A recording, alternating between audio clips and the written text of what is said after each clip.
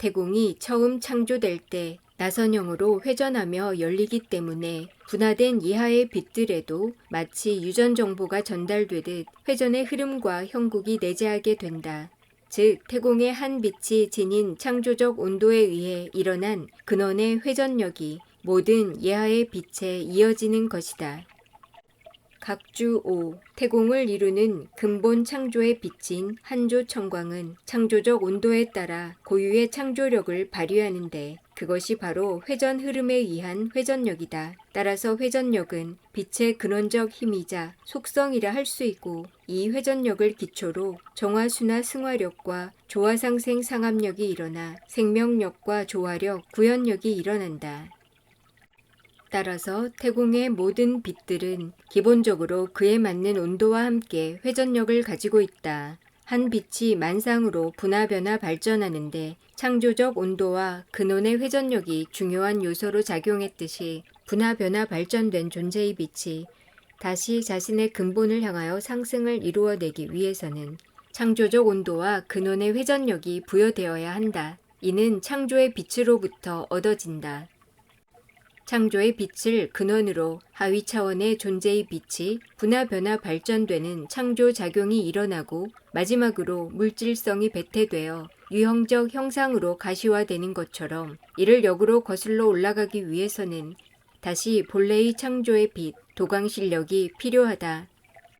각주 6. 여기서 창조의 빛은 도광실력을 말한다. 본래 창조의 빛은 한조청광을 의미하는 것으로 한조청광은 태공 전체 단위의 창조를 이룬 빛이라 할 수 있다. 그런데 한조청광이 태공 내 개체 단위의 창조를 이루기 위하여 탄생시킨 빛들이 있다. 그것이 바로 도광실력이다. 따라서 미시세계의 인간이 거시세계의 근본 자리로 올라가기 위해서는 자신의 존재적 빛을 상승시킬 수 있는 도광실력이 반드시 필요하다. 결국 도광실력이란 창조의 빛인 한조청광에서 배태된 것으로 각각의 존재성과 존재가치를 유지하는 데 필요한 총체적 빛이라 할 수 있다.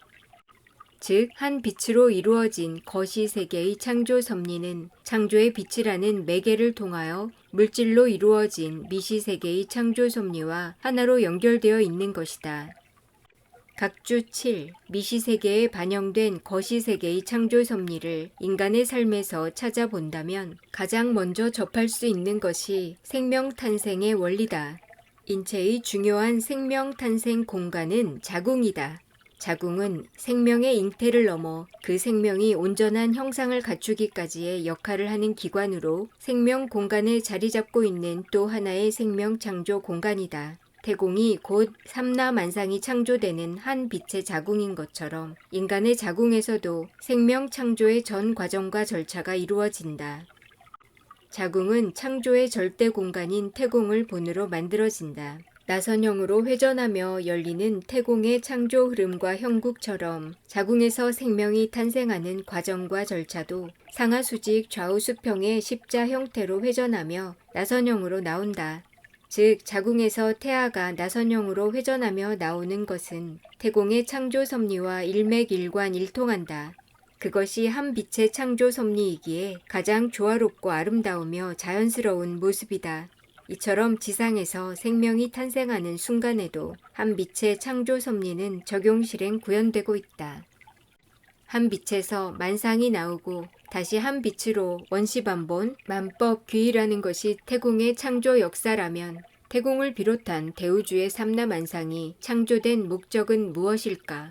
하나님은 하나님 그 자체, 자신 그 자체인 태공 내부에 천지인과 천지 만물을 짓고 자신의 빛가임 가치 중 지극히 일부를 부여함으로써 수없이 많은 천지인과 천지 만물을 창조하였다. 하나님은 자신의 빛가임 가치를 반영하여 만든 창조물들이 지어진 존재성과 존재가치에 따라 시작과 과정 그리고 조화와 완성의 결과를 이루고 거듭나게 하는 천지인 조화 역사를 통해 자기 자신을 인식하게 된다. 태공 내부의 창조물들이 창조 섭리의 과정과 절차를 밟아 마침내 조화와 완성을 이루어 거듭나게 되면 그것은 곧 하나님의 거듭남이자 태공 전체의 거듭남과 이어지게 되는 것이다. 이처럼 하나님이 창조 섭리를 통해 창조 세계를 만들어 그 시작과 과정, 결과를 통해 이루고자 하는 목적과 목표, 방향성을 창조 섭리의 3대 목적이라고 한다. 창조 섭리의 첫 번째 목적은 자신의 존재성과 존재 가치의 인식에 있다. 창조 세계의 모든 존재들은 태공이 조화를 이루고 완성되는 과정과 절차를 통해 자신의 존재성과 존재 가치를 찾아간다. 이미 창세에 이러한 창조 섭리와 이치가 하나의 흐름과 역사로 맞물려 진행되도록 창조가 이루어졌으며 이와 같이 자신의 조화와 완성을 통해 하늘과 땅과 사람이 하나가 되는 것을 후천 역사라고 한다. 창조 섭리의 두 번째 목적은 빛의 상승을 통한 거듭남에 있다. 본래의 존재성과 존재 가치를 알기 위해서는 모든 존재가 자신 스스로 빛의 상승을 통한 거듭남을 이루어야 한다. 창조의 순환 과정을 통해 새로운 빛으로 상승 확장 발전하며 거듭날 때에 비로소 다양한 자신의 존재 가치를 인식할 수 있다. 그렇게 자신의 존재를 끊임없이 재인식하는 과정과 절차를 거쳐 궁극적인 존재성과 존재 가치에 이르게 된다.